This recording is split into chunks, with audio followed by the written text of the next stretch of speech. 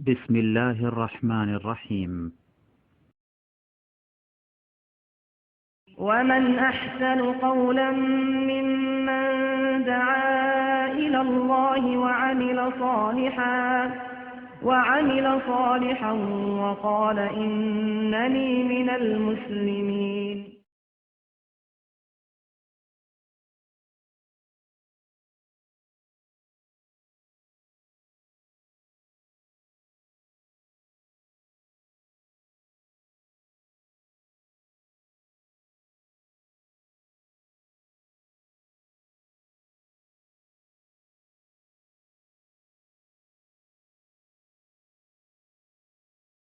يوم تقلب وجوههم في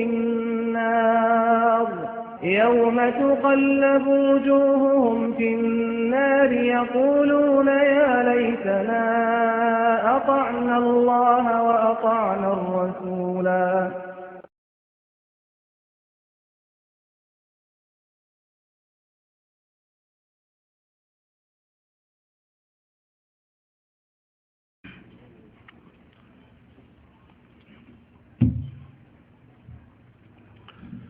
السلام عليكم ورحمة الله وبركاته.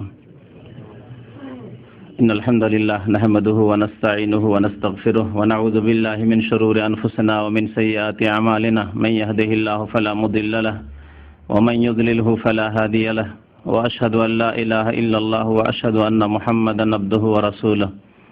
يا أيها الذين آمنوا اتقوا الله حق تقاته ولا تموتن إلا وأنتم مسلمون. يا أيها الناس اتقوا ربكم الذي خلقكم من نفس واحدة وخلق منها زوجها وبث منهما رجالا كثيرا ونساء واتقوا الله الذي تساءلون به والأرحام إن الله كان عليكم رقيبا.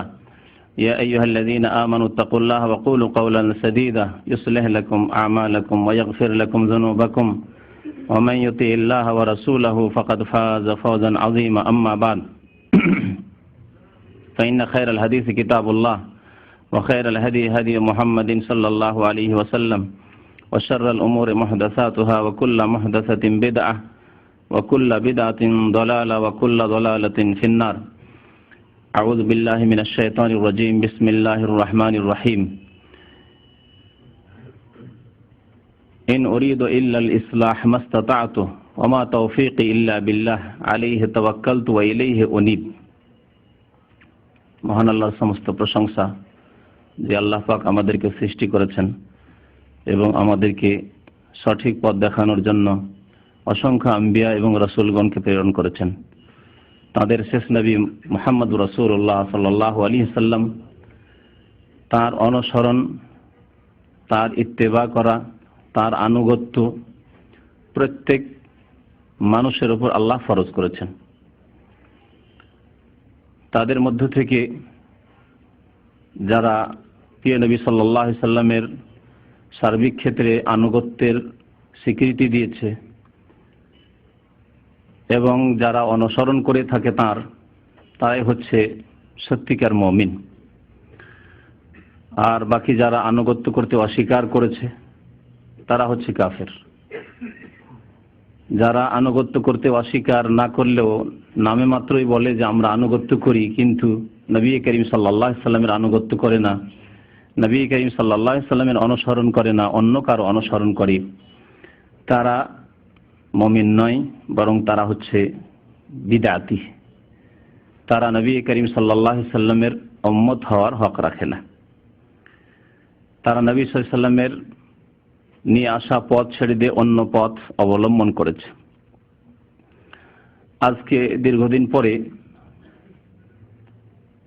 অনেক দিনের চিন্তা এবং অনেক দিনের প্রস্তাব যে আলোচনা করতে হবে চরমনায়ের পীর সম্পর্কে, এ হচ্ছে আজকের বিষয়বস্তু। কারণ এই পীরতন্ত্র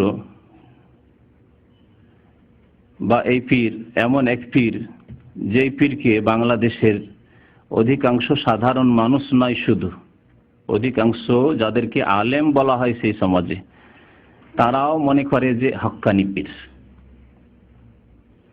বাংলাদেশের এক শ্রেণীর আলেমরা পীরদেরকে দুই ভাগে ভাগ করেছে, হক্কানি পীর আর ভণ্ড পীর।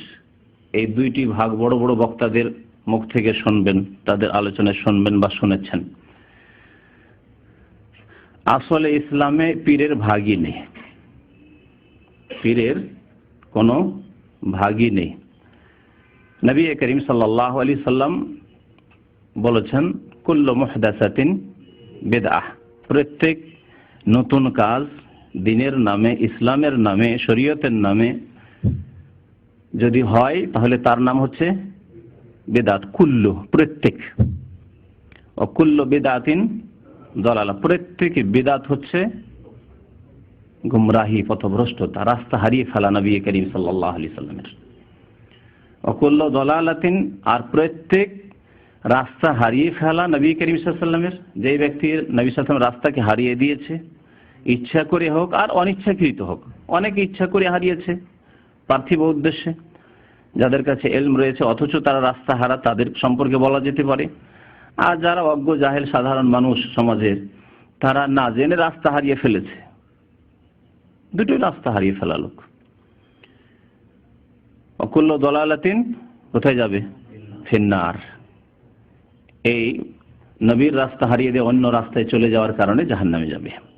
এ হচ্ছে নবী করিম সাল্লাল্লাহু আলাইহি সাল্লামের প্রত্যেক খুতবার শুরুতে সুন্নতি খুতবা, আল্লাহর হামদ সানার পরে খুতবার ভূমিকা, যা প্রত্যেক খুতবায়, প্রত্যেক বক্তব্যে, প্রত্যেক আলোচনায় নবী করিম সাল্লাল্লাহু আলাইহি সাল্লাম পাঠ করতেন।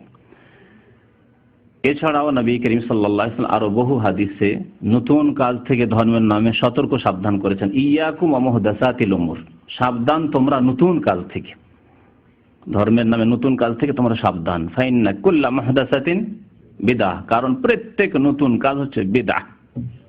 আবু দাউদের হাদিস। তো আজকে বক্তব্যে বেশি এগিয়ে না গিয়ে সরাসরি আসি এই পীরের তরিকা সম্পর্কে আলোচনার দিকে। তার আগে একটি ভুল ধারণা দূর করার জন্য আরেকটি বিষয় আলোচনা করব। তা হচ্ছে আমাদের উদ্দেশ্য কি এই আলোচনার, আমাদের এসব আলোচনার উদ্দেশ্য কি? কারো মানহানি করা? আল্লাহ কখনো নয়। তার সাথে আমার দেখাও নেই, তাহলে পার্থিব যদি শত্রুতা থাকে, দেখা সাক্ষাৎ হয়েছে, তারপর হয়তো মনোমালিন্যতা হয়েছে বা অন্য কোনো স্বার্থের ব্যাপার স্যাপার রয়েছে এলাকায়, ডিস্ট্রিক্টে ইত্যাদি, ব্যক্তি স্বার্থ, যেমন পীরদের একের অপরের সাথে যেহেতু গদ্দির স্বার্থ, সেজন্য পীরদের আপোষের দ্বন্দ্ব। আমরা পীরতন্ত্রে বিশ্বাসী নয়, ইসলামের নেই, যা স্পষ্ট শুনলেন। যেহেতু পীরতন্ত্র হচ্ছে নতুন, সুতরাং কুল্লা মুহদাসাতিন বিদআহ, সে হক্কানি পীরই বলেন আর বিদাতি পীর, ভণ্ড পীরই বলেন, সবগুলি বিদাত, আর সবগুলি হচ্ছে দলালা, রাস্তা হারিয়ে ফেলা নবীর, আর সবগুলির পরিণাম জাহান্নাম। আমাদের উদ্দেশ্য কি? তাদের সাথে ব্যক্তিগত কোনো ঝগড়া নেই।